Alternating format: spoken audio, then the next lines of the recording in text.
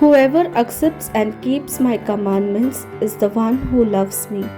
If he loves me, he will also be loved by my Father. I too shall love him and show myself clearly to him. John chapter 14 verse 21. ಒಬ್ಬನು ನನ್ನ ಆಜ್ಞೆಗಳನ್ನು ಸ್ವೀಕರಿಸಿಕೊಂಡು ಅವುಗಳಿಗೆ ವಿಧೇಯನಾದರೆ ಅವನು ನನ್ನನ್ನು ನಿಜವಾಗಿಯೂ ಪ್ರೀತಿಸುವವನಾಗಿದ್ದಾನೆ. ಅಲ್ಲದೆ ನನ್ನನ್ನು ಪ್ರೀತಿಸುವವನು ನನ್ನ ತಂದೆಯು ಪ್ರೀತಿಸುವನು ಮತ್ತು ನಾನು ಅವನನ್ನು ಪ್ರೀತಿಸುವೆನು. ನಾನು ಅವನಿಗೆ ನನ್ನನ್ನೇ ತೋರ್ಪಡಿಸಿಕೊಳ್ಳುವೆನು ಎಂದು ಉತ್ತರ ಕೊಟ್ಟನು. ಯೋಹಾನನು ಅಧ್ಯಾಯ 14 ವಚನ 21. என் கட்டளைகளை ஏற்று கடைபிடிப்பவர் என் மீது அன்பு கொண்டுள்ளார். என் மீது அன்பு கொள்பவர் மீது தந்தையும் அன்பு கொள்வார். நானும் அவர் மீது அன்பு கொண்டு அவருக்கு என்னை வெளிப்படுத்துவேன்.